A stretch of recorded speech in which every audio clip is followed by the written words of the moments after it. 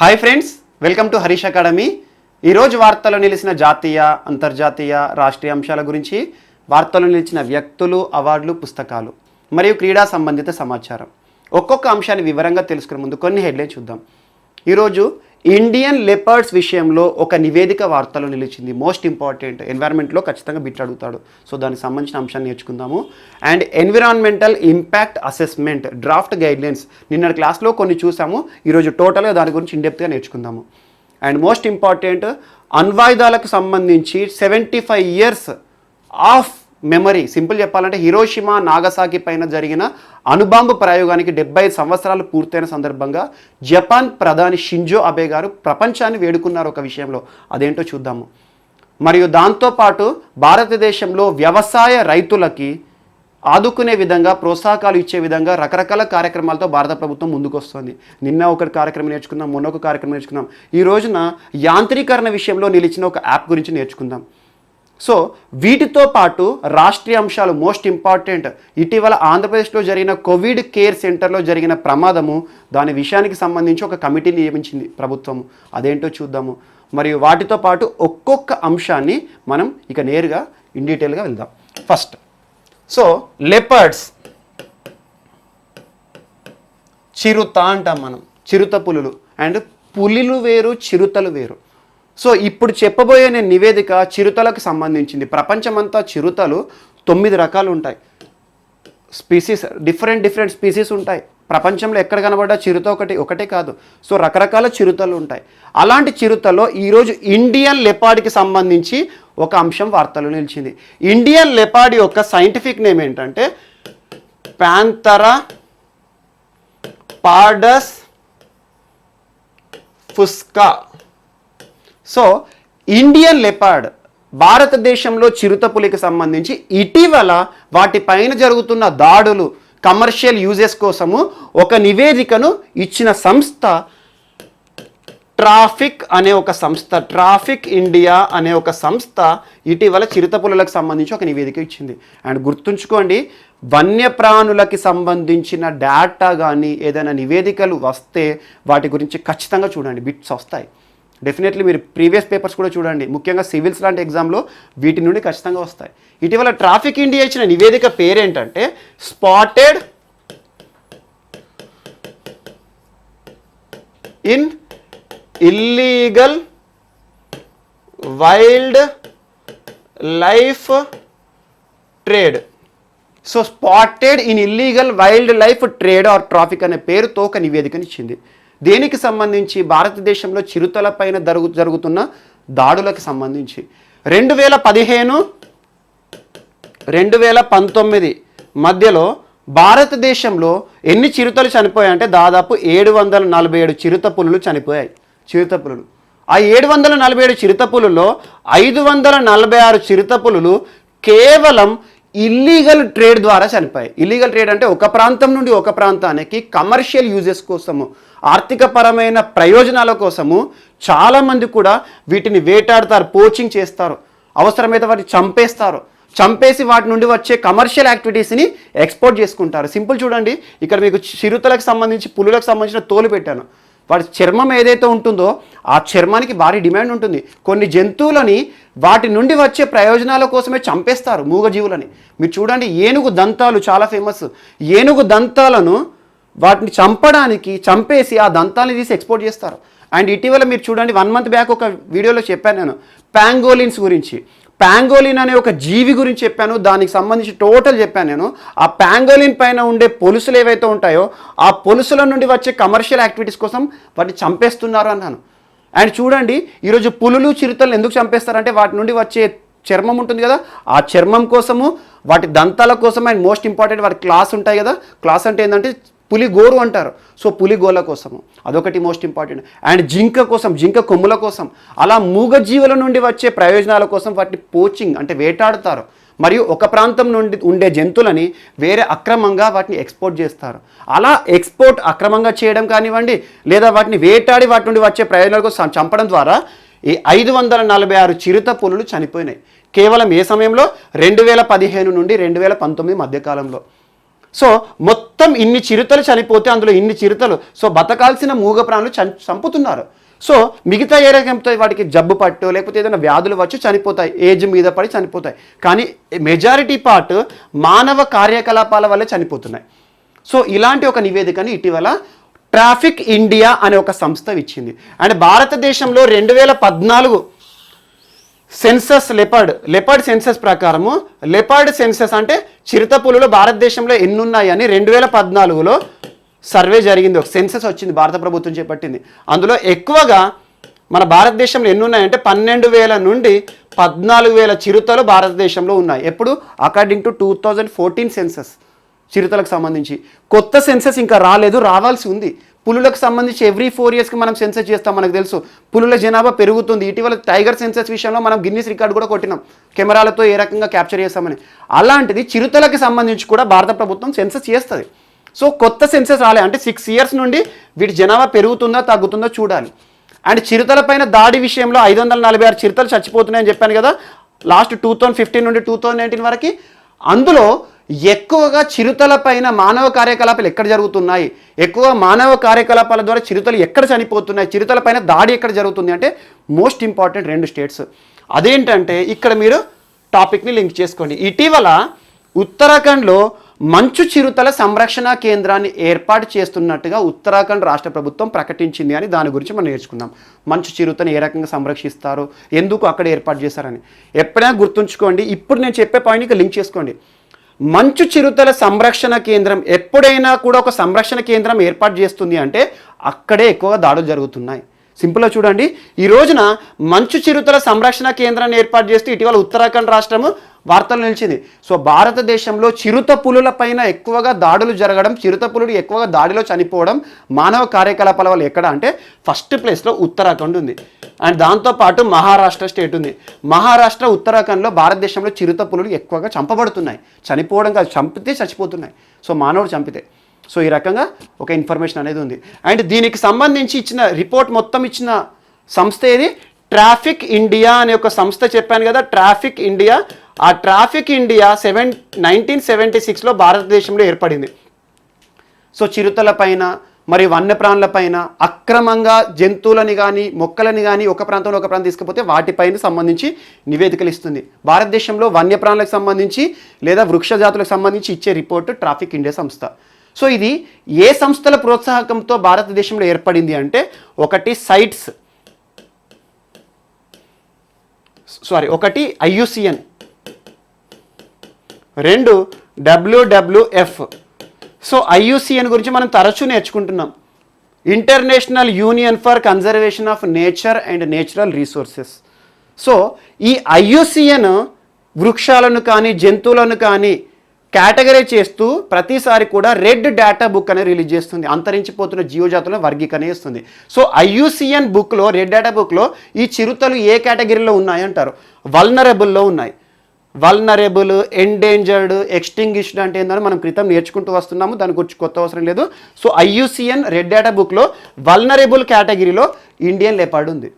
And next ఇంకొకటి మనకి WWF సంస్థ, ఇది కూడా ట్రాఫిక్ ఇండియా సంస్థ ఏర్పాటులో ప్రోత్సాహకం ఇచ్చింది.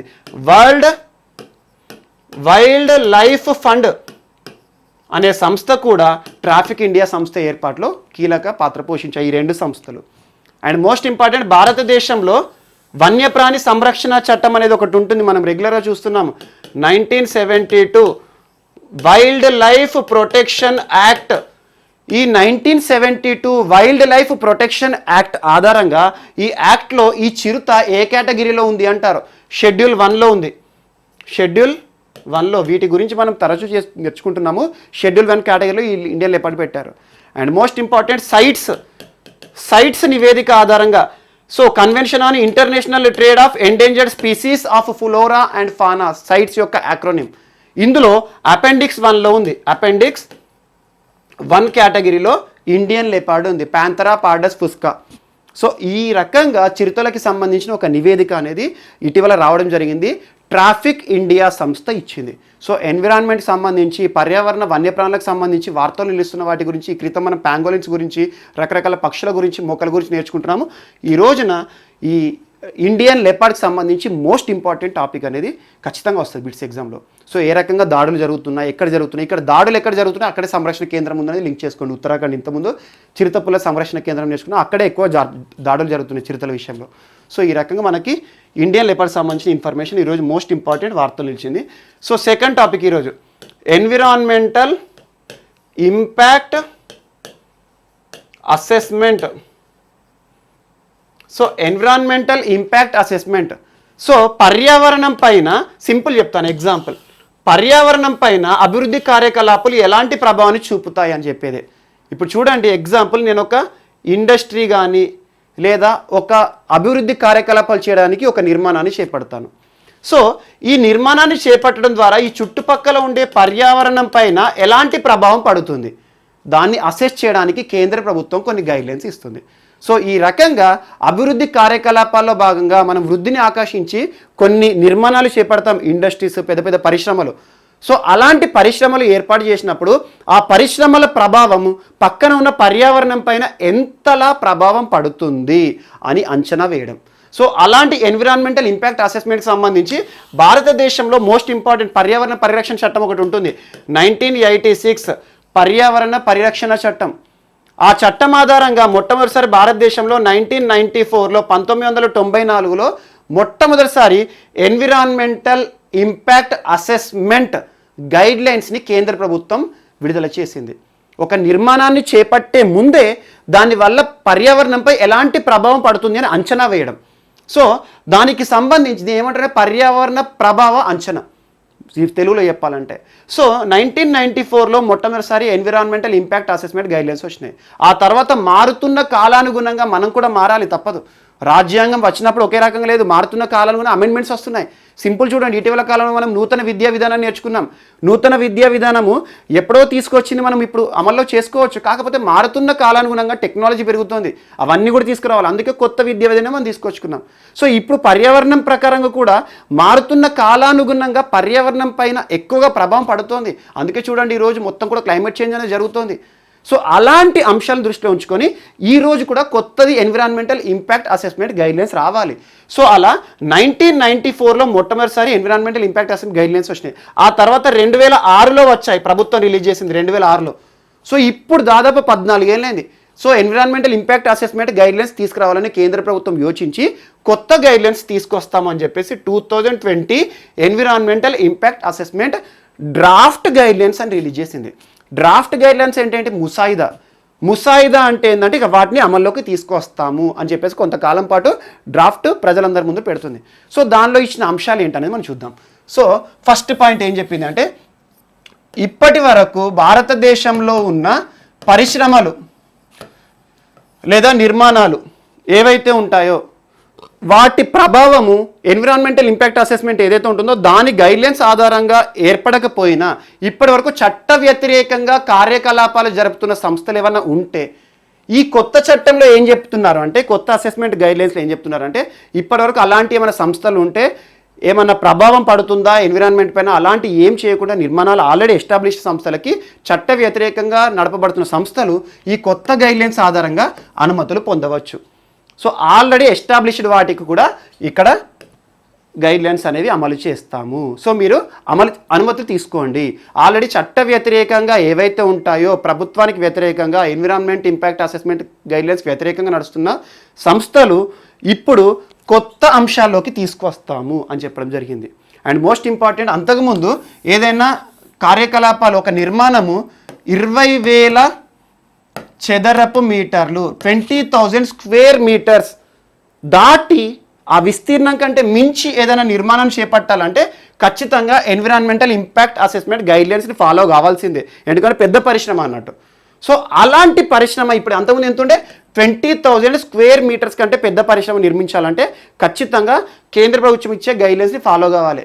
కానీ ఇప్పుడు ఏం చేశారు కొత్త గైడ్లైన్స్లో అంటే, దాని యొక్క పరిమితిని 150,000 స్క్వేర్ మీటర్స్కి పెంచారు.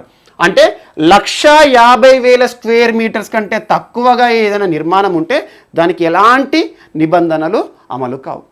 అండ్ అంతకుముందు ఏముండే అంటే కొన్ని వ్యూహాత్మక నిర్మాణాలు ఉంటాయి కదా, ఆ వ్యూహాత్మక నిర్మాణాలు కేంద్ర ప్రభుత్వం ఏమైనా నిర్మించాలనుకుంటే వాటికి ఎన్విరాన్మెంటల్ ఇంపాక్ట్ అసెస్మెంట్ గైడ్లైన్స్ వర్తించవు.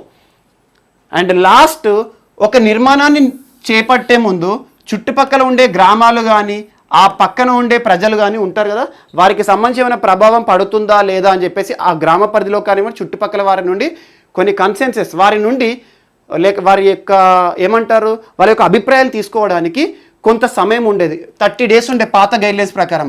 కొత్త గైడ్లైన్స్లో ఈ టైంని తగ్గించారు, 20 daysకి తీసుకొచ్చారు.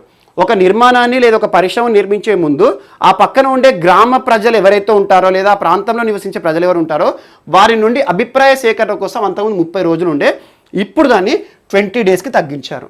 సో ఎన్విరాన్మెంటల్ ఇంపాక్ట్ అసెస్మెంట్కి సంబంధించి కాంపిటేటివ్ ఎగ్జామ్లో ఏవైతే అడుగుతారో అక్కడి వరకే చూసుకోండి, సరిపోతుంది. దానికి సంబంధించిన గైడ్లైన్స్ అన్నీ కూడా ఎవరికి మోస్ట్ ఇంపార్టెంట్, ఇండస్ట్రీస్ ఏర్పాటు చేసే వారికి అవన్నీ కూడా ఫాలో అవ్వాలి. సో కాంపిటేటివ్ ఎగ్జామ్లో మన ఎగ్జామ్ వరకు ఏవైతే ఇంపార్టెంట్ అవి చూసుకోండి. ఒకటి ఈరోజు చెప్పిన మనకి ఎన్విరాన్మెంట్ ఇంపాక్ట్ అసెస్మెంట్ డ్రాఫ్ట్ గైడ్లైన్స్లో most important already established farms ఏవైతే ఉంటాయో, చట్టవిరుద్ధంగా ప్రారంభించబడిన సంస్థలు ఏవైతే ఉంటాయో ఇప్పుడు కొత్తగా వాళ్ళు పెనాల్టీలు గవర్నమెంట్ కట్టి మళ్ళీ అనుమతులు పొందొచ్చు. అండ్ సెకండ్, ప్రజాభిప్రాయ సేకరణ. ఇప్పుడు ఒక నిర్మాణాన్ని చేపట్టినప్పుడు ఆ చుట్టుపక్కల నివసించే ప్రజలపైన దాని ప్రభావం ఎలా పడుతుంది అని చెప్పేసి ఈ ప్రజాభిప్రాయ సేకరణ తీసుకోవడానికి అంతకుముందు 30 days ఉండే, ఇప్పుడు దాన్ని 20 daysకి తగ్గించడం జరిగింది. అండ్ వ్యూహాత్మక రంగాలకు ఎన్విరాన్మెంటల్ ఇంపాక్ట్ అసెస్మెంట్ అనే గైడ్లైన్స్ వర్తించవు అని. సో దానికి సంబంధించి ఇంకొకటి ఏంటి, 1,50,000 square meters సంబంధించి ఒక అంశాన్ని చెప్పాను, అదొకటి. సో ఇవి మాత్రమే చూసుకోండి, సరిపోతుంది. సో ఈరోజు మన నెక్స్ట్ టాపిక్ ఇంకోటి ఏంటంటే వ్యవసాయ రంగానికి సంబంధించి. సో నరేంద్ర మోడీ గారి ప్రభుత్వం చూడండి, రెగ్యులర్గా మనం లాస్ట్ 1 month 2 months నుండి and most important Atmanirbhar Bharat అభియాన్లో కూడా అగ్రికల్చర్కి ప్రోత్సాహం ఇవ్వడానికి ఇటీవల కేంద్ర ప్రభుత్వం నరేంద్ర మోడీ గారు అగ్రికల్చర్ ఇన్ఫ్రాస్ట్రక్చర్ ఫండ్ అని చెప్పేసి రానున్న 10 ఏళ్ల పాటు ఎలా ఉండబోతుందని మనం నేర్చుకున్నాము. సో 1,00,000 కోట్లు ఎలా విడతల వారీగా రిలీజ్ అవుతాయి, ఎవరెవరికి ఇస్తాయి, ప్రోత్సాహకాలు 2 కోట్లు ఎవరికి ఇస్తారు, అవన్నీ చూసాం మనం. దాంతోపాటు ఇటీవల నరేంద్ర మోడీ గారి ప్రభుత్వం కొన్ని గైడ్లైన్స్ ఇచ్చింది. ఒకటి FPOలకు సంబంధించి, సో వ్యవసాయ ఉత్పత్తిదారుల సంఘం సంబంధించి ఎలాంటి గైడ్లైన్స్ అవి చూడండి. అండ్ దాంతోపాటు అవన్నీ మనం నేర్చుకున్నాం. మరి మోస్ట్ ఇంపార్టెంట్ ఇటీవల కాంట్రాక్ట్ ఫార్మింగ్, ఒప్పంద వ్యవసాయానికి సంబంధించి గైడ్లైన్స్ అవన్నీ మనం చర్చించుకున్నాము. సో ఈ రోజున వ్యవసాయ రంగానికి సంబంధించి యాంత్రీకరణ అంశం వార్తలో నిలిచింది. వ్యవసాయ యాంత్రీకరణ కోసము 2020-2021 బడ్జెట్ నిర్మలా సీతారామన్ గారు మనం ప్రకటించారు, మనం చూసాము. ఆ బడ్జెట్లో వ్యవసాయ యాంత్రీకరణ కోసం ఎంత కేటాయించబడింది అంటే 1,033 crores వ్యవసాయ రంగం యాంత్రీకరణ కోసం ప్రభుత్వం కేటాయించింది. ఈ రోజున ఈ 1,033 crores నుండి 533 crores వ్యవసాయ యాంత్రీకరణ కోసము ప్రభుత్వం విడుదల చేయడం జరిగింది. Most important. సో వ్యవసాయ యాంత్రీకరణ ఎందుకు చేస్తారు? వ్యవసాయ యాంత్రీకరణ ఏంటంటే ఏం సింపుల్. ఇప్పుడు చూడండి, మనకి పొలాల్లో కన్వెన్షనల్గా మనం ఏవైతే ఉంటాయి, మనం సింపుల్ చూడండి, ఎద్దులను పెట్టేసి దున్నించడం కానీ అవి ఉంటాయి. సో అడ్వాన్స్డ్ టెక్నాలజీలో ఉత్పత్తిని పెంచాలి, పెరుగుతున్న జనాభా ఆధారంగా మన కాలంగా మనం కూడా మారాలి. సో యంత్రాల ద్వారా వ్యవసాయం చేసేసి ఉత్పత్తిని పెంచడానికి ప్రభుత్వం ముందుకు వస్తుంది. అందులోనే చూడండి, అడ్వాన్స్డ్ టెక్నాలజీ ప్రయోగించడం కానివ్వండి, ఒప్పంద వ్యవసాయాలు కానివ్వండి, కోఆపరేటివ్ ఫార్మింగ్ కానివ్వండి, ఇవన్నీ కూడా వ్యవసాయాన్ని ప్రోత్సాహం చేయడానికి, ఉత్పత్తిని పెంచడానికే. సో ఈ రోజున వ్యవసాయంలో యంత్రాల సహాయంతో పనిచేసి ఉత్పత్తిని పెంచాలి, ఉత్పాదకతను పెంచాలనే ఉద్దేశంతో ప్రభుత్వము ఈ ఫండ్ని కేటాయిస్తుంది. అండ్ చూడండి, 2014లోనే కేంద్రం ఏప్రిల్లో వ్యవసాయ యాంత్రీకరణ సబ్మిషన్ అనే ఒక కార్యక్రమం చేపట్టింది. వ్యవసాయ యాంత్రీకరణ సబ్మిషన్. ఈ రోజున వ్యవసాయ రైతులందరూ కూడా యాంత్రీకరణ చేయడానికి సమాన అవకాశాలు లేవు. అందరి దగ్గర కూడా ఆర్థిక పరంగా సమాన అవకాశాలు లేవు. సో ఏం చేస్తారు, డబ్బులు లేని వాళ్ళు ఏం చేస్తారు, ఎవరి దగ్గర అయితే యంత్రాలు ఉన్నాయో వారి దగ్గర నుండి కిరాయి తీసుకోవడం కానివ్వండి, అలాంటి అంశాలపైన ఆధారపడతారు. సో అలాంటి అంశాలన్నిటిని దృష్టిలో ఉంచుకొని కేంద్ర ప్రభుత్వము CHC ఫార్మ్స్ మిషన్ అనే ఒక యాప్ని క్రితం తీసుకొచ్చింది. ఈ రోజున దీన్ని అధునాతన సౌకర్యాలన్నింటినీ కూడా ఫెసిలిటీ చేసి, అంటే కొత్తగా ఇప్పుడు మారుతున్న పరిస్థితుల దృష్ట్యా ఈ యాప్ని పేరు మార్చి ఈరోజు ఫార్మ్స్ యాప్ అనే ఒక యాప్ని తీసుకొచ్చింది కేంద్ర ప్రభుత్వం. ఫార్మ్స్ యాప్ అంటే ఏంటి, సింపుల్ చెప్పాలంటే ఈ ఫార్మ్స్ యాప్లో ఎవరెవరి దగ్గర రైతుల దగ్గర యంత్రాలు ఉన్నాయి అదంతా డేటా అంతా పెడతారు. ఇప్పుడు ఏం చేస్తారు, వేరే రైతులు ఏం చేస్తారు, సో వాళ్ళ దగ్గర యంత్రాలని వాళ్ళ దగ్గర నుండి మన చుట్టుపక్కల ఉన్న వాళ్ళ నుండి మనం యంత్రాలను రెంట్కి తీసుకొచ్చుకోసం మనం దున్నడం కానీ చేయడం కానీ చేయొచ్చు అని చెప్పేసి వ్యవసాయ రంగానికి యాంత్రీకరణలో భాగంగా యాంత్రీకరణ ప్రోత్సహించే విధంగా ఈ రోజున కేంద్ర ప్రభుత్వం ఫార్మ్స్ యాప్ అనే ఒక యాప్ని కూడా తీసుకొచ్చింది. అండ్ దాంతోపాటు వ్యవసాయ యాంత్రీకరణను ప్రోత్సహించడానికి ఇటీవల కేంద్ర ప్రభుత్వం 533 కోట్ల రూపాయలని కూడా కేటాయించింది. సో ఇదొకటి కూడా మనకి మోస్ట్ ఇంపార్టెంట్. అండ్ నెక్స్ట్ ఈరోజు మౌలిక రంగ వసతులను అభివృద్ధి చేయడానికి మౌలిక రంగ వసతులకి సంబంధించి రుణాలు ఇవ్వడము, సులభతర రుణాలు ఇవ్వడానికి క్రెడిట్ గ్యారంటీ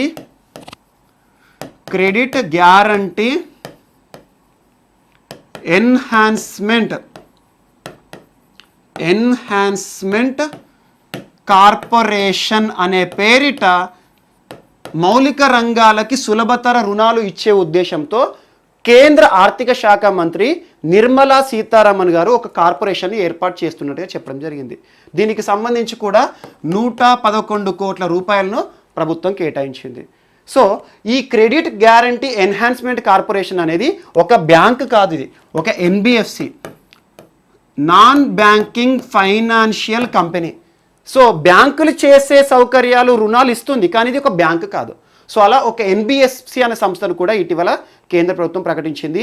ఎవరి కోసం అంటే మౌలిక రంగాల అభివృద్ధి కోసము, మౌలిక రంగ పరిశ్రమలన్నిటికీ కూడా సులభతర రుణాలు ఇచ్చే ఉద్దేశంతో ఒక క్రెడిట్ గ్యారంటీ ఎన్హాన్స్మెంట్ కార్పొరేషన్ ఏర్పాటు చేసి దాని కింద కొంత నిధిని పెడతాం, కార్పస్ని పెడతామని చెప్పడం జరిగింది. సో దీనికోసము బ్యాంకింగ్ వ్యవస్థతోనూ మరియు ఎల్ఐసి లాంటి సంస్థతో కూడా కొన్ని ఒప్పందాలు చేసుకోవడం జరిగింది. ఇది ఒకటి కూడా మోస్ట్ ఇంపార్టెంట్ ఈ రోజున. Okay, next.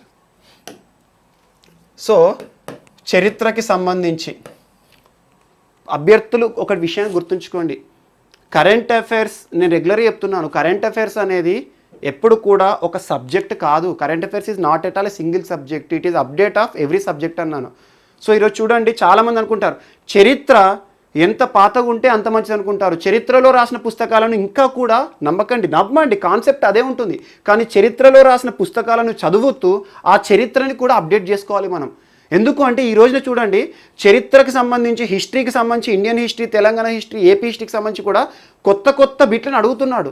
ఆ పాత పుస్తకాల్లో ఉండవు అవి. ఎక్కడ అడుగుతున్నారు, వార్తలు నిలుస్తున్న అంశాలు, కొత్తగా తవ్వకాల బయటపడ్డ అంశాలను అడుగుతున్నారు. మీరు చూడండి, ఇటీవల చరిత్రలో కూడా కొన్ని అప్డేట్స్ మీకు ఇచ్చాను. ఎగ్జాంపుల్, ఇటీవల ఒడిశాలో మహానది ఒడ్డున 500 ఏళ్ల కిందటి ఒక చారిత్రక దేవాలయం బయటపడింది అని చెప్పేసి ఇంటాచ్ అనే ఒక సంస్థ గురించి చెప్పాను. మీరు చూడండి, దాని గురించి మొత్తం చెప్పాను. అలాంటి బిట్స్ వస్తాయి. లేదా ఇటీవల ఆంధ్రప్రదేశ్ హిస్టరీలో మోస్ట్ ఇంపార్టెంట్ నెల్లూరులో బయటపడ్డ ఒక దేవాలయం గురించి చెప్పాను. ఇసుక రీచ్ పక్కన ఏ రకంగా నది అనేది దాని దిశ మార్చుకోవడం ద్వారా బయటపడింది, అదంతా చెప్పుకున్నాము. ఈ రోజున తెలంగాణకి సంబంధించి మరియు తమిళనాడుకి సంబంధించి 2 అంశాలు చరిత్రలో అప్డేట్స్, వార్తలు నిలిచాయి. ఒకటి, తమిళనాడులోని అగరం ప్రాంతంలో బయటపడ్డ రింగుల బావి. రెండవది మోస్ట్ ఇంపార్టెంట్, సెకండ్ మనకి ఇంపార్టెంట్, తెలంగాణకి సంబంధించి తెలంగాణ. సో ఇటీవల తెలంగాణలోని కామారెడ్డి జిల్లా, కొత్త జిల్లాలు ఏర్పడ్డాయి కదా, కామారెడ్డి జిల్లా నాగిరెడ్డిపేట మాల్తుమ్మెద అనే గ్రామం. ఈ పేర్లు గుర్తుంచుకోండి. మాల్తుమ్మెద అనే ఒక గ్రామంలో ఒక పెద్ద బండరాయి పైన మనం చూస్తూ ఉంటాము. పురాతన కాలాల్లో రాజులు కానివ్వండి, రాచరికాలు ఏం చేస్తాయి, ప్రజలకు ఇవ్వాల్సిన ఆర్డర్స్, ఆజ్ఞలను ఏం చేస్తాయి, శాసనాల రూపంలో ఇస్తాయి. కొంతమంది ఐరన్ పిల్లర్స్ శాసనాలు వేస్తారు. అలా ప్రజలందరూ కూడా వాటిని చూస్తారు, ఆ కాలంలో ఏం జరుగుతుందని వాటి నుండి మనం నేర్చుకుంటాము, చదువుతాము. అండ్ నెక్స్ట్, కొంతమంది ఏం చేస్తారు, పెద్ద బండలు, రాళ్ళు ఉంటాయి, దానిపైన శాసనాలు రాస్తారు. సో ఇలాంటి శాసనాలు కొత్తగా బయటపడ్డ వాటి గురించి చూడండి. Inscriptions most important. సో ఈ ఇన్స్క్రిప్షన్స్కి సంబంధించి ఖచ్చితంగా ఎగ్జామ్లో బిట్స్ అడుగుతారు. సో ఈ ఇన్స్క్రిప్షన్ సంబంధించి ఎపిగ్రఫీ అంటారు. మీరు ఎపిగ్రఫీ అంటే ఏంటి, అదంతా కూడా చరిత్రలు నేర్చుకుని ఉంటారు. సో ఈ రోజున బయటపడ్డ ఇన్స్క్రిప్షన్ తెలంగాణలోని కామారెడ్డి జిల్లాలో ఒకటి బయటపడింది. ఎంత కాలం కిందది అంటే 2200 సంవత్సరాల పైన పాతది, అంటే క్రీస్తు పూర్వం 2వ శతాబ్దానికి సంబంధించిన అంశం. సో ఏ భాషలో బయటపడింది అంటారు, ఏ లిపిలో బయటపడింది అంటారు. ఎప్పుడైనా గుర్తుంచుకోండి, అభ్యర్థుల భాష వేరు, లిపి వేరు. భాష అంటే మనం ఉచ్చరించేది, మాట్లాడేది. లిపి అంటే మనం రాసేది. తెలుగు భాష ఉంది, లిపి ఉంది. ఇంగ్లీష్ భాష ఉంది, లిపి ఉంది. కానీ ఎగ్జాంపుల్ హిందీ ఉంది, హిందీకి భాష మాత్రమే ఉంది, లిపి లేదు. లిపి దేవనాగరిలో రాస్తాం మనం. సో అలా లిపి వేరు, భాష వేరు. ఈరోజు బయటపడ్డ శాసనంలో లిపి వచ్చేసి బ్రాహ్మి లిపి, బ్రాహ్మి. భాష వచ్చేసి ప్రాకృత భాష, ప్రాకృత భాష. మీరు చూడండి, బ్రాహ్మి ఇన్స్క్రిప్షన్స్, బ్రాహ్మి స్క్రిప్ట్, లేకపోతే మనకి కరోష్టి స్క్రిప్ట్ ఏవైతే ఉంటాయో ఎక్కువగా అశోకుని కాలం నాటివే. సో ఏం చేస్తారు, శాసనాలు అని చెప్పేసి ఆ ప్రాంతంలో ప్రజలందరికీ కూడా కొన్ని ఆర్డర్స్ వేయడము, రాజు యొక్క గొప్పతనాలు వేసి ఈ రాళ్లపైన శిలాఫలకాలు చెక్కించడం జరుగుతూ ఉంటుంది. బట్ మనము ఉచ్చరించే భాషలు వేరు, చరిత్రలో ఉన్న భాషలు వేరు. సో అలా పాతకాలం భాష మోస్ట్ ఇంపార్టెంట్, ప్రాకృత భాష, అందులోనూ బ్రాహ్మీ స్క్రిప్ట్ అనేది దీనిపైన రెగ్యులర్గా బిట్స్ అడుగుతారు సివిల్స్లో. బ్రాహ్మీ స్క్రిప్ట్ మీరు చూడండి, సింధు నాగరికత కాలంలో కూడా బొమ్మల లిపి అంటారు, బొమ్మల రూపంలో ఉంటాయి, మనలాగా అక్షరాలు రాయరు. సో ఆ బొమ్మల లిపిని చదవడానికి మరి మన కాలం వాళ్ళు ఏం చేస్తారు, ఇండాలజిస్టులే కానివ్వండి, ఆర్కియాలజిస్టులే కానివ్వండి, వీరు ఏం చేస్తారు, ఈ లిథోగ్రఫీ ఇవన్నీ కూడా చదవడము, దాని నుండి డెస్ఫర్ చేస్తారు. ఆ బొమ్మల రూపంలో ఏం రాశారు తెలుసుకుంటేనే మనకు చరిత్ర తెలుస్తుంది. అందులో భాగంగా చూడండి, బ్రాహ్మీ స్క్రిప్ట్ని మొట్టమొదటిసారి చరిత్రలో ఎవరు డెస్ఫర్ చేశారంటే 1837 1833లో జేమ్స్ ప్రిన్సెప్ బ్రాహ్మీ లిపిని డెస్ఫర్ చేశారు, టఫెస్ట్ లిపి. సో అలా 1837 దీని గురించి చూడండి, బిట్ వస్తుంది. సో అలాంటి బ్రాహ్మీ స్క్రిప్ట్ ఈరోజు తెలంగాణలో బయటపడింది. దీనికి సంబంధించి బుద్ధవనం ప్రాజెక్ట్ కార్యదర్శి మరియు ఆర్కియాలజిస్టులు ఏమంటున్నారు అంటే, ఇది బహుశా తెలంగాణలో కోటిలింగాల మరియు ధూళికట్ట ప్రాంతాల్లో శాతవాహనుల కంటే ముందుదే అయ్యుండొచ్చు అని చెప్పేసి కొన్ని అంశాలను ప్రస్తావించారు. సో అలాగనక ఒకవేళ ఈ శాసనము తెలంగాణ చరిత్రలోనే పాత శాసనం అయితే ఖచ్చితంగా ఇది మోస్ట్ ఇంపార్టెంట్ అవుతుంది. సో దీనికి సంబంధించి అధ్యయనం జరుగుతుంది. సో తెలంగాణలో బయటపడ్డ ఇప్పటివరకు శాసనాలు అన్నింటిలోనే అత్యంత పాత శాసనం ఇది అంటున్నారు, ఎందుకంటే బ్రాహ్మీ స్క్రిప్ట్ అని చెప్పేసి అదొకటి మోస్ట్ ఇంపార్టెంట్. అండ్ దీనికి సంబంధించి తెలంగాణ రాష్ట్ర సాంస్కృతిక శాఖ మంత్రి ప్రస్తుతం ఎవరు, తలసాని శ్రీనివాస యాదవ్ గారు ప్రభుత్వం తరపున కొన్ని మోస్ట్ ఇంపార్టెంట్ అంశాలను ప్రస్తావించారు. తెలంగాణలో అత్యంత పురాతన శాసనం బయటపడడం అనేది అద్భుతమైన విషయం. ఆ శాసనం కూడా ఎవరు రాశారంటాడు ఆయన గుర్తుంచుకోండి, బ్రాహ్మీ లిపిలో 5 అక్షరాలు ఉన్నాయి. ఆ 5 అక్షరాలు ఎవరి పేరు మీద ఉన్నాయి అంటే మాధవ చంద పేరు మీద ఉన్నాయి, అంటే అప్పటి కాలంలో. సో అదేంటి అవన్నీ కూడా మనకు బయటికి రావాలి. సో తెలంగాణలోని బుద్ధవనం ప్రాజెక్టు మరియు హెరిటేజ్ తెలంగాణ సంస్థలు ఇంకా విశిష్టంగా ఆ ప్రాంతంలో ఆర్కియాలజీ పనులు చేయండి. దాని చుట్టుపక్కల ఇంకేమైనా బయటపడితే చూడండి. చుట్టుపక్కల చిన్న చిన్న ఆధారాలు కానివ్వండి, ఇన్స్క్రిప్షన్సే కానివ్వండి, చిన్న చిన్న పనిముట్లు, చిన్న వరి పొట్టు దొరికినా కూడా దానికి సంబంధించి కార్బన్ డేటింగ్ మెథడ్ ఆధారంగానే ఏ కాలంకి సంబంధించి తెలుస్తుంది. సో అవన్నీ చూసి తెలంగాణ చరిత్రని బయటికి తీయండి ఇంకా అని చెప్పేసి ఆదేశించారు. సో తెలంగాణ చరిత్రలో ఇదొకటి మోస్ట్ ఇంపార్టెంట్, దీనికి సంబంధించి బిట్ కూడా రావచ్చు. అదొకటి ఈరోజు వార్తలు ఇచ్చింది. అండ్ ఇంకొకటి ఇక్కడ ఉన్నది ఏంటంటే, ఇది తమిళనాడు ప్రాంతానికి సంబంధించి అగరం అనే ప్రాంతంలో ఇటీవల తమిళనాడులో ఒక బావి బయటపడింది. ఆ బావి ఏంటంటే టెర్రాకోటాతో తయారు చేశారు. మనం ఇటీవల టెర్రాకోటా అంటే ఏందో చెప్పాను మీకు, జిఐ ట్యాగ్ చెప్పినప్పుడు గోరఖ్పూర్ టెర్రాకోటా బొమ్మలు అన్నాను. టెర్రాకోటా అనే పదం ఎక్కడ ఉన్నా కూడా కాల్చిన మట్టితో చేసే బొమ్మలు, మట్టితో తయారు చేసే బొమ్మలు. సో అలా టెర్రాకోటా ఆధారంగా రింగులో మనం బావి తవ్వాలంటే రింగులు వేస్తారు చూడండి, అలా మట్టి ఆధారంగా రింగులతో నిర్మించిన ఒక బావి బయటపడింది. ఇది ఏ కాలం నడితే అంటే ఇది కూడా ఆటోమేటిక్గా 2000 సంవత్సరాల కిందటిది.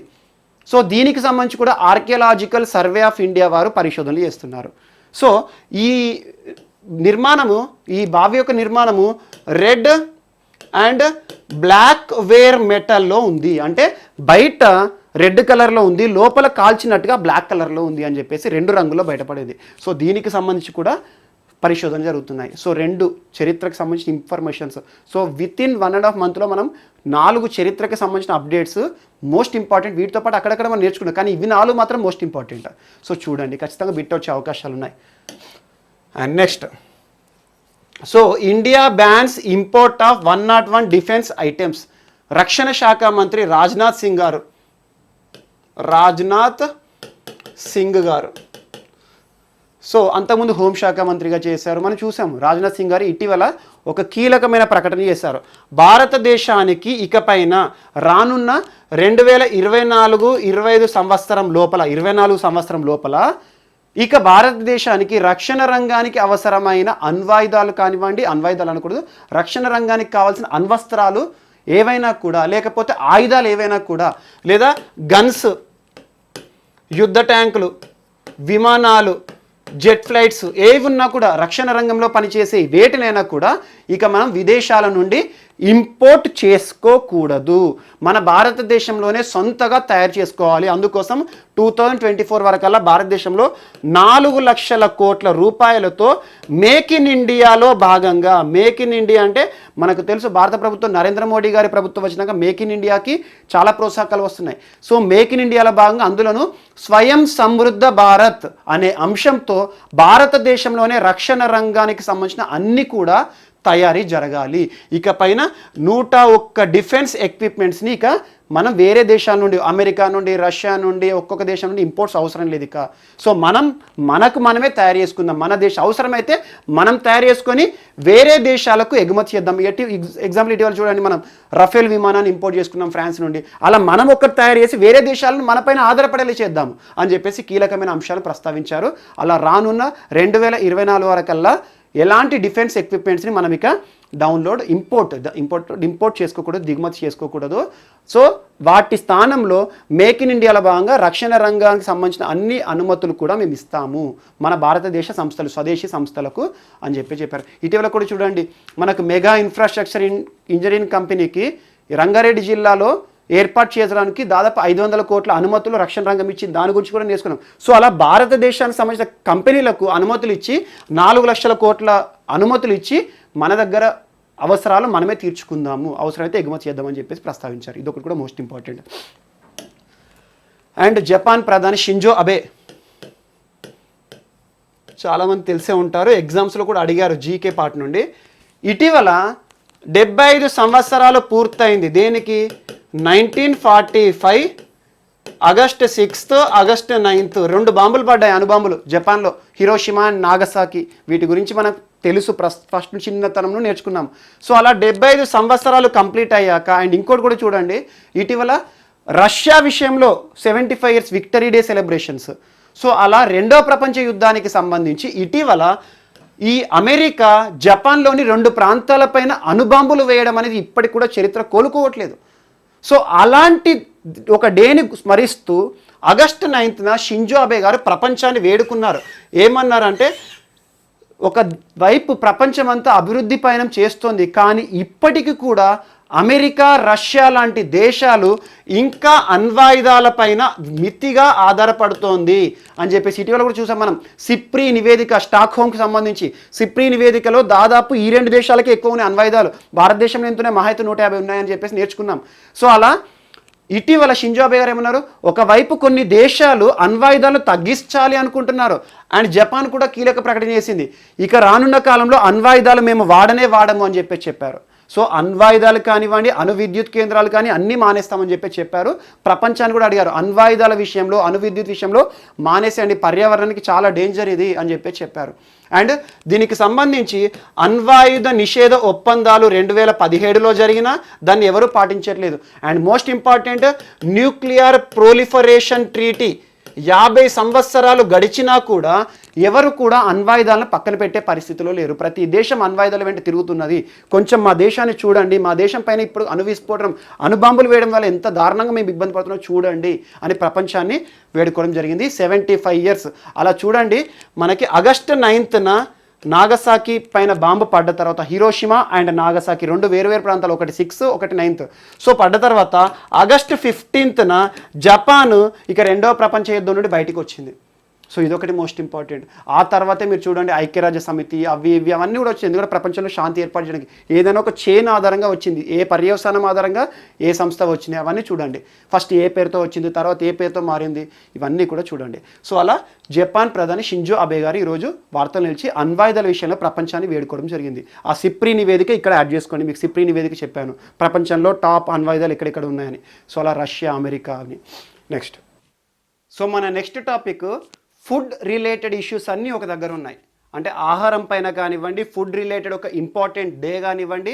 ఈరోజు FSSAI భారతదేశానికి సంబంధించి స్టాండర్డ్ ఆర్గనైజేషన్స్ ఏ సంస్థతో ఒప్పందం చేసుకుంది, ఇలాంటివన్నీ అంశాలు ఒక దగ్గర. ఇటీవల రాక్ ఫెల్లర్ ఫౌండేషన్ సంబంధించి ఒక అవార్డు, అవన్నీ ఒకే దగ్గర చెప్పేస్తాను ఇప్పుడు అంశాలు. అదేంటంటే ఫుడ్, రైట్ టు ఫుడ్ అనే ఒక మూమెంట్, ఒక అవగాహన ప్రపంచమంతా కూడా వస్తుంది. రైట్ టు ఫుడ్, ఆహారాన్ని పొందే హక్కు అనే అవగాహన జరుగుతోంది. దేనికి సంబంధించి అంటే రానున్న మోస్ట్ ఇంపార్టెంట్ డే ఉంది సెప్టెంబర్ 29th. సెప్టెంబర్ 29th ప్రతి ఇయర్ కూడా ఇంపార్టెంట్. దానికి సంబంధించి FAO food and agriculture organisation ఇప్పటి నుండే ఫుడ్ లాస్ విషయంలో, ఫుడ్ వేస్ట్ విషయంలో ప్రజలందరికీ, ప్రపంచంలో ఉన్న ప్రజలందరికీ కూడా అవగాహన కల్పించడానికి కార్యక్రమాలు చేపడుతుంది. అండ్ మోస్ట్ ఇంపార్టెంట్ భారతదేశంలో కూడా చూడండి, ఆహారం అనేది ఒక వ్యక్తి జీవితంలో ఎంత ఇంపార్టెంట్ చూడండి. మనకు భారత రాజ్యాంగం కల్పించబడిన ప్రాథమిక హక్కు article 21, right to life. So right to life అంటే ఏంటి? జీవించే హక్కు. జీవించడానికి కావలసిన అన్ని సదుపాయాలను ప్రభుత్వం కల్పించాలి, ఈవెన్ ఇంక్లూడింగ్ పర్యావరణం కూడా జీవించే హక్కులో భాగమే. సుభాష్ కుమార్ కేసులో సుప్రీంకోర్టు చెప్పింది. సో జీవించే హక్కుకు కావాల్సిన అన్ని కూడా ప్రభుత్వం కల్పించాలి, ఆ హక్కు ఉల్లంఘన జరగకూడదు. ఈరోజు ప్రతి వ్యక్తి బతకాలి అంటే ఆహారం ఇంపార్టెంట్. ఇటీవల కాలంలో మనం చూసాము, లాక్డౌన్ కాలంలో కొన్ని వేల కిలోమీటర్లు పొట్ట చేతి పట్టుకుని ఆకలి కేకల చావులు చూసాం కార్మికులందరికీ కూడా, వలస కార్మికులు. సో అలాంటి అంశంలో ఈ రోజున రైట్ టు ఫుడ్ అనే అంశం ఒకటి వార్తలో నిలుస్తోంది. So right to food is a fundamental right under article 21. So ఫుడ్గా డైరెక్ట్ ఆర్టికల్ 21లో ఫుడ్ అనే అంశం ఉండదు, కానీ అంతర్లీనంగా జీవించే హక్కులో ఫుడ్ కూడా భాగమే, పర్యావరణం కూడా భాగమే. Right to water is fundamental rights. So right to food అనేది మోస్ట్ ఇంపార్టెంట్. ప్రభుత్వం ఏం చేస్తుంది? ప్రాథమిక హక్కుగా ఆహారం కల్పించడానికి ప్రతి వ్యక్తి కూడా ఆకలి చావులు ఉండకూడదని చూడండి. ఈ రోజున కూడా మనకి కరోనా పరిస్థితుల కాలంలో, లాక్డౌన్ కాలంలో ఇటీవల గరీబ్ కళ్యాణ్ అన్న యోజన అని చెప్పేసి మీరు చూడండి, వలస కార్మికులను దృష్టిలో ఉంచుకొని అక్కడక్కడ ఎవరైతే ఉంటారో బిలో పావర్టీ లైన్ పీపుల్ ఎవరైతే ఉంటారో మరియు ఇండస్ట్రీలో పనిచేస్తున్న వలస కార్మికులకి ఉచితంగా బియ్యము, పప్పులు లేదా గోధుమలు, చక్కెర ప్రభుత్వమే సరఫరా చేస్తుంది. అండ్ చూడండి భారతదేశంలో కూడా రేషన్ కార్డు ద్వారా, white ration card, pink ration card ఆధారంగా ప్రజలందరికీ కూడా PDS పబ్లిక్ డిస్ట్రిబ్యూషన్ సిస్టమ్ ఆధారంగా నేషనల్ ఫుడ్ సెక్యూరిటీ యాక్ట్ 2013 ప్రతి ఒక్కరికి కూడా ఆహార భద్రత కల్పించాలి, ఆహారాన్ని కల్పించాలి, ప్రతి ఒక్కరికి కూడా ఆహార ఫలాలు దక్కించాలి అని చెప్పేసి ప్రభుత్వము రకరకాల ఫుడ్ సప్లై ప్రోగ్రామ్ తీసుకుంటుంది, ఫుడ్ డిస్ట్రిబ్యూషన్ ప్రోగ్రామ్ చేస్తుంది. ఈరోజు రేషన్ దుకాణాల ద్వారా కానివ్వండి లేదా ప్రతి వ్యక్తికి కూడా భారత ప్రభుత్వము ఆహారాన్ని పొందాలి అని కొన్ని అంశాలను తీసుకొస్తూ ఉంది. సో అలాంటిది రైట్ టు ఫుడ్ అనేది మోస్ట్ ఇంపార్టెంట్. ఈరోజు FAO అవేర్నెస్ క్యాంపెయిన్స్ చేస్తుంది, అవగాహన, ఫుడ్ వేస్ట్ చేయకండి, ఫుడ్ లాస్ చేయకండి అని చెప్పేసి, అది మోస్ట్ ఇంపార్టెంట్. అండ్ దాంతోపాటు ఈరోజు రాజ్యాంగంలో ఆర్టికల్ 47 ప్రజల యొక్క పోషణ స్థాయి పెంచడానికి ప్రభుత్వం చర్యలు తీసుకోవాలి ఆదేశిక సూత్రాల్లో. అండ్ ఆర్టికల్ 39A కానివ్వండి, రాజ్యాంగంలో చాలా ఆర్టికల్స్లో కూడా ఫుడ్ అనే అంశం అంతర్లీనంగా ఉంటుంది. ప్రత్యక్షంగా లేకున్నా కూడా ప్రభుత్వం పరోక్షంగా చేయాలని చెప్తుంది. But article 21 is most important fundamental right, అది గుర్తుంచుకోండి. ఈరోజు ఫుడ్ రిలేటెడ్గా కొన్ని అంశాలు వార్తల్లో ఉన్నాయి, అవన్నీ ఒక దగ్గర చెప్తాను. 29th సెప్టెంబర్ ప్రతి సంవత్సరం most important FAO food and agriculture organisation Rome కేంద్రంగా పనిచేస్తుంది, హెడ్ క్వార్టర్గా రోమ్. ప్రతి సంవత్సరం కూడా ఫుడ్కి సంబంధించి సెక్యూరిటీ కానివ్వండి, రీసెర్చ్లు కానివ్వండి చేసే అత్యున్నత సంస్థ, ఆ రీసెర్చ్ రంగంలో ఉన్న వారిని ప్రశంసించే సంస్థ FAO food and agriculture organisation Rome head క్వార్టర్గా పనిచేస్తుంది, ఇటలీలో ఉంటుంది. So 29 September international day of awareness of food loss and waste. ఫుడ్ను వేస్ట్ చేయడము, ఫుడ్ను లాస్ చేయడము, దానికి సంబంధించి ప్రజలందరిలో కూడా అవగాహన కల్పించాలి. ఫుడ్ అనేది మోస్ట్ ఇంపార్టెంట్, ఆహారం అనేది ఎట్టి పరిస్థితుల్లో వేస్ట్ చేయకండి అని చెప్పేసి ప్రతి సంవత్సరం ఇంపార్టెంట్గా రానున్న కాలంలో సెప్టెంబర్ 29th జరుగుతోంది. దాన్ని దృష్టిలో ఉంచుకొని ఇప్పటి నుండే FAO right to food campaign జరుపుతోంది, అదొకటి కూడా most important. And most important stop food loss and waste for the people, for the planet. ఈ ప్రపంచం కోసము, ఈ ప్రజల కోసము ఫుడ్ లాస్ని, ఫుడ్ వేస్ట్ని ఆపండి అని చెప్పేసి ఒక అంశంతో వార్తలు నిలిచింది. సో ఇదొక టాపిక్ ఈరోజు. అండ్ మోస్ట్ ఇంపార్టెంట్ ఇంకొక టాపిక్ ఏంటంటే భారత ప్రభుత్వం తరపున హర్షవర్ధన్ గారి ఆధ్వర్యంలో ఇటీవల ఒక అవగాహన ఒప్పందం జరిగింది 2 సంస్థల మధ్యలో. మోస్ట్ ఇంపార్టెంట్ FSSAI, భారతదేశానికి సంబంధించి ఫుడ్ రిలేటెడ్గా ఒక నియంత్రణ సంస్థ. So food safety and standards authority of India, FSSAI సంస్థ. అండ్ అది ఏ సంస్థతో ఒప్పందం చేసుకుందంటే CSIR సంస్థతో ఒప్పందం చేసుకుంది. సో వీరిద్దరి మధ్యలో ఒప్పందం దేని గురించి అంటే ఫుడ్ అండ్ న్యూట్రిషన్ విషయంలో కొత్త పరిశోధనలు చేసే విషయంలో ఒక ఒప్పందం జరిగింది. అదొకటి మోస్ట్ ఇంపార్టెంట్. ఇటీవల FSSAI ఫుడ్ అండ్ న్యూట్రిషన్ అనే అంశాన్ని ఆధారంగా చేసుకొని ఇటీవల ఏ సంస్థతో ఒప్పందం చేసుకుంది అంటే CSIR. అదొకటి మోస్ట్ ఇంపార్టెంట్. అండ్ దాంతోపాటు ఈరోజు most important Rockefeller foundation America ఆధారంగా ఉన్న ఒక ఫౌండేషన్. సో ఇది కొన్ని రీసెర్చ్లకి టాప్ 10 కింద నామినేట్ చేసి కొన్ని ప్రైజెస్ ఇస్తుంది. సో ఫుడ్ విషయంలోనే అలా ఈ సంవత్సరము మన హైదరాబాద్ ఆధారంగా ఉన్న నాంది ఫౌండేషన్కి వచ్చింది. టాప్ 10లో లిస్ట్ అయింది నాంది ఫౌండేషన్. వారు చేసిన పరిశోధన ఏంటంటే అరకునోమిక్స్, ఆంధ్ర ప్రాంతంలోని అరకు మరియు వార్దా ప్రాంతం మహారాష్ట్రకు సంబంధించి మరియు ఢిల్లీ ప్రాంతంలో కొన్ని పరిశోధనలు చేస్తుంది. ముఖ్యంగా ఆహారానికి సంబంధించి కానివ్వండి, ట్రైబల్ పైన. ఆ రాక్ఫెల్లర్ ఫౌండేషన్ ఇటీవల మన భారతదేశం సంబంధించి ఇండియాలో హైదరాబాద్ ఆధారంగా పనిచేస్తున్న నాంది ఫౌండేషన్కి ఫుడ్ సిస్టమ్ విజన్ ప్రైజ్ 2050 కింద 10 మెంబర్స్ని సెలెక్ట్ చేసింది. అందులో ఈ 10 సంస్థలు ఏవైతే ఉంటాయో, 10 ఫౌండేషన్స్ ఏవైతే ఉంటాయో వాళ్ళకి కనీసం $2 లక్షల ప్రోత్సాహకంగా ఇస్తారు, ప్రైజ్ మనీగా ఇస్తారు. దాంతో వీళ్ళు రీసెర్చ్ను పెంపొందించడం, ప్రోత్సహించడం అనేది చేస్తుంది. రాక్ఫెల్లర్ ఫౌండేషన్ ఇటీవల ఏ సంస్థకి టాప్ 10లో లిస్ట్ అవుట్ చేసింది, ప్రోత్సాహకాలు ఇస్తుంది అంటే అరకునోమిక్స్ ఆధారంగా పనిచేస్తున్న నాంది ఫౌండేషన్ హైదరాబాద్లో ఉంది. సో అదొకటి కూడా మోస్ట్ ఇంపార్టెంట్. అండ్ నెక్స్ట్ ఈ రోజున అవార్డ్స్ విషయానికి వస్తే మోస్ట్ ఇంపార్టెంట్ గాంధీ పేరు మీద ఇచ్చే ఒక అవార్డు యువ శాస్త్రవేత్తలకు ఇస్తారు. అదేంటంటే Gandhi young technological innovation award. Gandhi young technological innovation award. Innovation అంశాల ఆధారంగా ఇస్తారు. ఇన్నోవేషన్ అంటే కొత్త అంశాలను చేయడం. ఎగ్జాంపుల్ ఈ సంవత్సరం ఎందుకు ఇచ్చారు అంటే మనం బట్టలు ఉంటాయి కదా, వెట్ క్లాత్స్ని ఆరేస్తాం. ఆరేసిన వెట్ క్లాత్స్ సన్ రేస్ కింద ఆరుతూ ఉంటాయి. దాని నుండి ఎలక్ట్రిసిటీ జనరేట్ చేయొచ్చు అని నానో లెటర్స్ అనే ఒక జర్నల్లో ఇటీవల IIT ఖరగ్పూర్ శాస్త్రవేత్తలు పరిశోధన చేసి ఒక పత్రాన్ని పరిశీలించారు. అదొకటి మోస్ట్ ఇంపార్టెంట్. ఏంటంటే చూడండి, మనం బట్టలు ఆరేసాం, వెట్ క్లాత్స్ ఉంటాయి కదా, వెట్ ఫ్యాబ్రిక్. ఆ వెట్ ఫ్యాబ్రిక్ని సౌరశక్తి, సూర్యరశ్మి ఆధారంగా మనం బయట ఆరేస్తాం, బట్టలు ఎండబెడతాం అంటాం కదా, అక్కడి నుండి ఎలక్ట్రిసిటీ జనరేషన్ చేసే విధానము ఏ రకంగా ఉంటుంది. మనం ఇప్పటికే చూసాము, సౌర ఫలకల ఆధారంగానే సౌరశక్తిని జనరేట్ చేస్తామని. కానీ ఈ రోజున ఫ్యాబ్రిక్ నుండి కూడా ఎలక్ట్రిసిటీ ఏ రకంగా జనరేట్ చేయొచ్చు అనే ఒక అంశాన్ని నానో లెటర్స్ అనే ఒక జర్నల్లో పబ్లిష్ చేసి IIT ఖరగ్పూర్కి సంబంధించి 3 శాస్త్రవేత్తలకి గాంధీ ఇన్నోవేషన్ టెక్నాలజికల్ అవార్డు అనేది ఒకటి రావడం జరిగింది, IIT ఖరగ్పూర్ శాస్త్రవేత్తలు. అండ్ ఇంకొక అవార్డు కూడా ఎవరికి వచ్చిందంటే అది కూడా IIT ఖరగ్పూర్ సంస్థకే.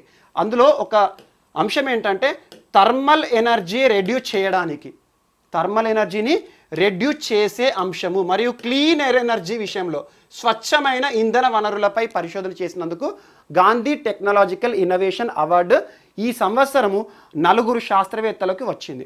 ఆ 4 కూడా ఏ సంస్థకు సంబంధించిన వాళ్ళంటే IIT Kharagpur, Indian institute of technology ఖరగ్పూర్కి సంబంధించి ఒక పరిశోధన ఏమో electricity from wet clothes under sun rays, second ఏమో clean energy and reducing thermal energy అంశాల ఆధారంగా. సో ఆ గాంధీ టెక్నాలజికల్ ఇన్నోవేషన్ అవార్డు అనేది ప్రతి సంవత్సరం ఏ సంస్థ ఇస్తుంది అనేది most important. Society for research and initiatives for sustainable technologies institution. So most important గుర్తుంచుకోండి, society for research and initiatives for sustainable, సుస్థిరమైన అంశం ఆధారంగా. చూడండి, సస్టైనబుల్ అనే అంశం ఎక్కడున్నా చూడండి, sustainable. So sustainable technologies and institution, ఈ సంస్థ ఇచ్చే అవార్డే గాంధీ టెక్నాలజికల్ ఇన్నోవేషన్ అవార్డ్. ఈ ఎవరెవరికి వచ్చింది అంటే ఫస్ట్ మెథడ్ చెప్పాను కదా, ఆ energy electricity from wet clothes అన్నాను కదా, దాని కింద ఈ ముగ్గురు శాస్త్రవేత్తలకు వచ్చింది. వీళ్ళే వాళ్ళు సుమన్ చక్రవర్తి, పార్థ సాహా, ఆదిత్య బందోపాధ్యాయ్. ఈ ముగ్గురికి కూడా ఎలక్ట్రిసిటీ ఫ్రమ్ వెట్ క్లాత్స్ ఆ అంశంలో వచ్చింది. ఈ ముగ్గురు కూడా ఐఐటి ఖరగ్పూర్ క్లీన్ ఎనర్జీ కింద పనిచేస్తున్నారు. ఐఐటి ఖరగ్పూర్లోనే వాళ్ళ పత్రానికి గాను గుర్తింపు దక్కడం జరిగింది. And most important, Sunando Das Gupta ఆధ్వర్యంలో ఉన్న కమిటీ క్లీన్ ఎనర్జీ పైన పరిశోధనలు చేసినందుకు కానీ గాంధీ టెక్నాలజికల్ ఇన్నోవేషన్ అవార్డు 2020 రావడం జరిగింది. రెండు కూడా అవార్డ్స్ ఐఐటి ఖరగ్పూర్కి వచ్చింది.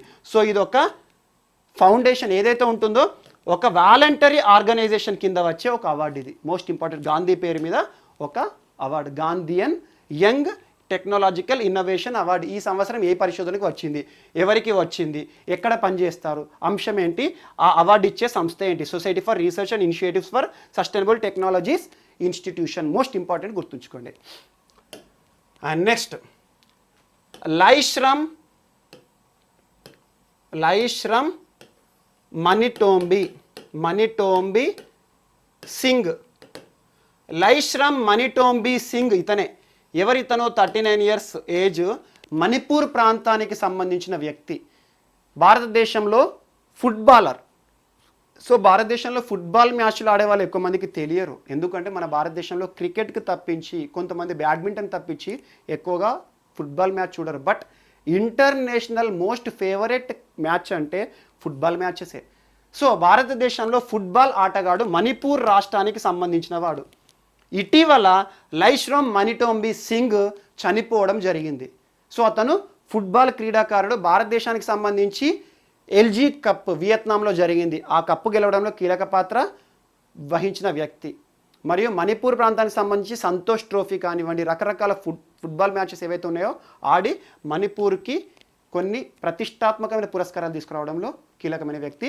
సో తన మరణము, ఇతను కేంద్ర క్రీడా శాఖ మంత్రి కిరణ్ రిజిజు గారు కూడా తన మరణానికి సంబంధించి కండోలెన్సెస్ చెప్పడం జరిగింది. సో ఇదొకటి కూడా మోస్ట్ ఇంపార్టెంట్. ఇటీవల చనిపోయిన లైశ్రమ్ మణిటోంబి సింగ్ ఏ ప్రాంతానికి సంబంధించిన వాడు? మణిపూర్. అతను ఏ రంగానికి సంబంధించిన వాడు? ఫుట్బాల్ క్రీడాకారుడు. సో చనిపోవడం జరిగింది, young. And next, so Swarna palace hotel, చాలా దారుణమైన ఘటన. స్వర్ణ ప్యాలెస్ హోటల్ ఏంటిది? ఆంధ్రప్రదేశ్లో కరోనా బారిన పడ్డ వ్యక్తులకు ట్రీట్మెంట్ ఇవ్వడానికి చేసిన ఒక కోవిడ్ కేంద్రం. కోవిడ్ కేంద్రాలు అక్కడక్కడ కాలేజెస్, హోటల్స్ మార్చారు. మనం చూస్తున్నాం, హాస్టల్స్ లేకపోతే హోటల్స్, రకరకాల కోవిడ్ కేర్స్ తాత్కాలికంగా మార్చారు.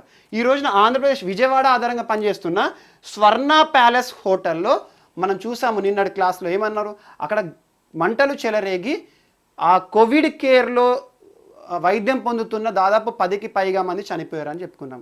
అందులో చనిపోయిన వారికి సంబంధించి ప్రధానమంత్రి నరేంద్ర మోడీ గారు కూడా స్పందించారు. దీనికి చాలా బాధపడుతున్నాము, ఆంధ్రప్రదేశ్కి కావాల్సిన ఎలాంటి సౌకర్యాలైనా మేము చేయడానికి రెడీగా ఉన్నామని చెప్పారు. చనిపోయిన క్షతగాత్రులు ఎవరైతే ఉన్నారో వారికి 50,000 నుండి 2 లక్షల రూపాయలు పరిహారం కూడా ఇస్తాము అని చెప్పడం జరిగింది. ఎందుకంటే చనిపోయినప్పుడు ఎక్స్గ్రేషియస్ అంటే కదా, ఎక్స్గ్రేషియా కూడా ఇస్తాం, పరిహారం. సో పరిహారం కూడా ఇస్తాము అని చెప్పేసి ప్రధానమంత్రి గారు ప్రకటించారు. అండ్ ఆంధ్రప్రదేశ్ ప్రభుత్వము ఈ ఘటన పైన విచారించడానికి, సో ఇటువంటి మోస్ట్ ఇంపార్టెంట్ ఒక కమిటీని నియమించింది. ఆ కమిటీ పేరు ఇంపార్టెంట్, ఎల్ శివశంకర్ కమిటీని ఆంధ్రప్రదేశ్లో జరిగిన కోవిడ్ కేర్ స్వర్ణ ప్యాలెస్లో జరిగిన అగ్ని ప్రమాదం పైన అధ్యయనం చేయడానికి ఒక కమిటీని వేయడం జరిగింది. Most important, L Sivasankar. అసలు ఏం జరిగింది, ఎందుకు జరిగింది, సో ఎంతమంది చనిపోయారు, ఎంతమంది దానివల్ల బాధపడుతున్నారు, క్షతగాత్రులు అని చెప్పేసి అన్ని నివేదిక ఇవ్వడానికి ఈరోజు అంశం వార్తలు నిలిచింది. సో నెక్స్ట్ తెలంగాణకి సంబంధించి ఇంకొక అంశం ఏంటంటే, ఈరోజు మేడ్చల్ బడి, ఈరోజు చెప్పాను నేను ఇప్పుడు, ఎందుకంటే లాస్ట్ మంత్ వీడియో మీరు చూడండి, last month 7th or 8th video ఒక్కసారి చూడండి. మేడ్చల్ బడి అనే ఒక అంశము ఆన్లైన్ విద్యను ప్రొవైడ్ చేస్తున్నట్టుగా వార్తల్లో నిలిచింది అని డీటెయిల్గా చెప్పాను. మేడ్చల్ విద్యాశాఖ ప్రారంభించింది.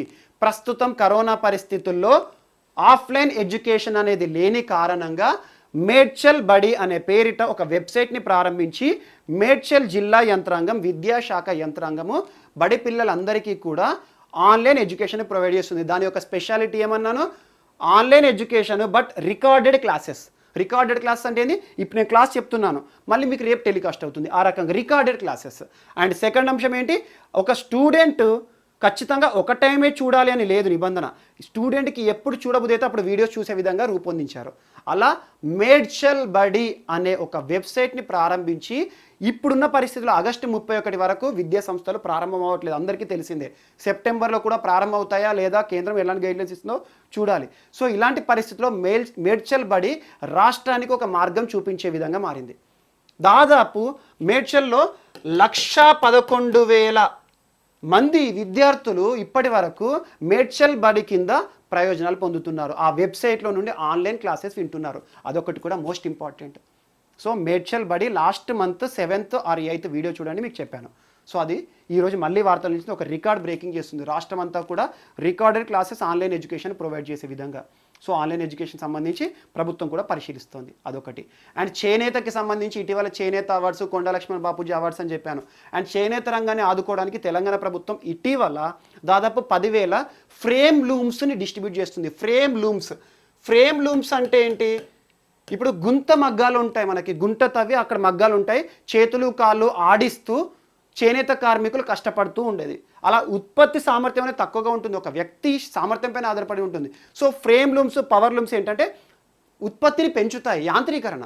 సో అలా రాష్ట్రంలో ఉన్న సిరిసిల్ల ప్రాంతాలు కానివ్వండి, చేనేత పైన ఆధారపడి ఉన్న ప్రాంతాలలో ఇకపైన ప్రభుత్వమే 10,000 frame looms, power looms distribute చేస్తుంది అని చెప్పేసి తెలంగాణ రాష్ట్ర మంత్రి కేటీఆర్ గారు ప్రకటించడం జరిగింది. ఈ అంశం కూడా అప్డేట్ చేసుకోండి నిన్నటి క్లాస్కి. అండ్ ఈరోజు మోస్ట్ ఇంపార్టెంట్, తెలంగాణకి సంబంధించి ఒక నివేదిక, కేంద్ర ప్రభుత్వం ఒక సర్వే జరిగింది. మనకు తెలుసు ఎవ్రీ 10 yearsకి ఒకసారి జనాభా లెక్కలు వస్తాయి.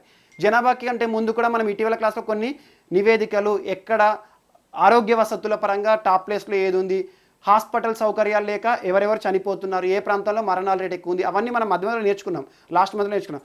ఈ రోజున తెలంగాణకి సంబంధించి ఒక అంశం వార్తలు ఇచ్చింది. 2018 సివిల్ రిజిస్ట్రేషన్ సిస్టమ్ గణాంకాలు తెలంగాణకు సంబంధించి కేంద్ర ప్రభుత్వం రిలీజ్ చేసింది. అందులో ఏంటంటే తెలంగాణ రాష్ట్ర జనాభా 2018 మిడ్ 2018 వరకు తెలంగాణ జనాభా ఎంత ఉంది అని ఒక అంశం వచ్చింది. అది ఎంత అంటే 3,72,10,000 మందికి చేరింది. సో ప్రస్తుత తెలంగాణ జనాభా అకార్డింగ్ టు 2018 సెన్సెస్, బట్ అధికారికంగా కాదు, ఎందుకంటే అధికారికంగా 2011లో జరిగింది, 2021లో జరగాలి. సో అదొకటి అంశం.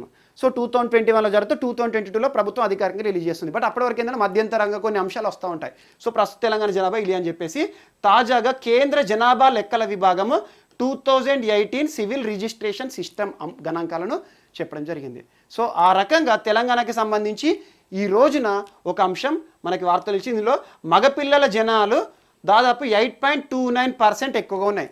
రాష్ట్రంలో జనాభా విషయంలో ప్రసవాలు జరుగుతున్నాయి. ఇలాంటి ప్రసవాల్లో శిశువులు జన్మిస్తున్నారు, ఆడ మగ. సో ఇందులో జనాభాలో ఎక్కువగా ఎవరున్నారు, ఆడపిల్లల మగపిల్లల అంటే మగపిల్లల జనాభాను పోలిస్తే 8.29% ఎక్కువగా ఉంది. సో ఈ రకంగా పట్టణాల్లో దాదాపు 67% ప్రెగ్నెన్సీలు అండ్ డెలివరీస్ ఎక్కువగా జరుగుతున్నాయని ఈ నివేదిక చెప్పింది. 67% of total deliveries in urban areas, అదొకటి అంశం. మరియు మరణాల నమోదు ఎంత ఉంది అంటే 58.2% నమోదైంది. మరణాల రేటు తక్కువ ఉందంటే ఆటోమేటిక్గా జనాభా పెరుగుతున్నట్టే. సో అదొకటి అంశము. అండ్ జననాలు 89.3%. ఆంధ్రప్రదేశ్లో ఎంత ఉంది అంటే 89.3% ఉంది ఆంధ్రప్రదేశ్ విషయానికి వస్తే. అండ్ మరణాలు 100%గా నమోదవుతున్నాయి. సో ఈ రకంగా పురుషులకి రాష్ట్రంలో, తెలంగాణ రాష్ట్రంలో ప్రతి 1000 మంది పురుషులకి 924 మంది మహిళలు ఉన్నారని ఒక విషయాన్ని చెప్పింది. ఇది మధ్యంతర నివేదికలు కాబట్టి పెద్ద అవసరం లేదు. అండ్ తెలంగాణ దేశంలో 20వ స్థానంలో నిలిచింది. ఏ విషయంలో? లింగ నిష్పత్తి విషయంలో టాప్ ప్లేస్లో ఎక్కువ ఎక్కడ ఉంటుందో హర్యానాలో ఉంటుంది. అందుకే హర్యానాలో లింగ వివక్ష చాలా దారుణంగా ఉంటుంది, వివక్ష ఎక్కువ ఉంటుంది. వివక్ష ఎక్కువ ఉన్న దగ్గర లింగ నిష్పత్తి కూడా దారుణమైన గ్యాప్ ఉంటుంది. సో లింగ నిష్పత్తి విషయంలో 20వ స్థానంలో తెలంగాణ ఉంది. అండ్ తెలంగాణలో 6,28,842 మరణాలు కేవలం 2018లో జరగడం జరిగింది. సో డెలివరీస్ ఆ రకంగా. మరణాలు ఎన్ని అంటే 2,34,420. సో ఈ రకంగా ఒక నివేదిక వచ్చింది, అదొకటి. అండ్ మోస్ట్ ఇంపార్టెంట్, ఎన్ని జననాలు, మగపిల్లలు ఎంతమంది, ఆడపిల్లలు ఎంతమంది, గ్రామాల్లో ఎంతమంది, పట్టణాలు ఎంతమంది. సో అప్ టు 2018 ఎంతమంది జన్మించారని చెప్పేసి 2018 గణాంకాలు మాత్రమే ఇవి. సో 2018లో ఎంతమంది చనిపోతున్నారు, ఎంతమంది జన్మిస్తున్నారు, ఆ అంశం ఆధారంగా ఒకటి చెప్పడం జరిగింది. ఇది ఒక నివేదిక వచ్చింది. సో దీనికి సంబంధించి మనకి ఎగ్జామ్లో బిట్స్ రాకపోవచ్చు, బట్ ఒక నివేదిక నిలిచింది కాబట్టి చెప్పాను. సో ఇవన్నీ కూడా ఒకసారి మీరు చూడండి, సో మీకు అర్థమవుతుంది. మోస్ట్ ఇంపార్టెంట్ టాపిక్ మాత్రం నేను కంప్లీట్ చేశాను. అండ్ లాస్ట్ ఈ రోజున ఆంధ్రప్రదేశ్ సంబంధించి ఒక కీలకమైన వ్యక్తి మరణించడం జరిగింది. సో తనెవరంటే పెనమత్స సాంబశివరాజు. పెనమత్స సాంబశివరాజు మాజీ మంత్రి అండ్ ఆంధ్రప్రదేశ్ నుండి 8 సార్లు ఎమ్మెల్యేగా గెలిచిన ఏకైక వ్యక్తి అని అంటారు. సో 8 టైమ్స్ ఎమ్మెల్యేగా గెలిచారు. మోస్ట్ ఇంపార్టెంట్ లీడర్ ఆంధ్రప్రదేశ్లో, ఇప్పుడు ప్రస్తుతం వైసీపీలో ఉన్నాడు, మాజీ మంత్రి. సో చనిపోవడం జరిగింది, మాజీ ఎమ్మెల్యే మాజీ మంత్రి చనిపోవడం జరిగింది. తన కెరీర్లో 8 సార్లు ఎమ్మెల్యేగా గెలవడం జరిగింది. పెనమత్స సాంబశివరాజు గారు చనిపోయిన వ్యక్తుల్లో ఈరోజు మోస్ట్ ఇంపార్టెంట్ తను కూడా ఉన్నాడు. సో వీటితో పాటు మిస్లేనియస్ అంశాలు ఏమైనా మనం మిస్ అయితే రేపటి క్లాస్లో మనం వాటిని యాడ్ చేసి తెలుసుకుందాము. రేపు కలుద్దాము. Thank you.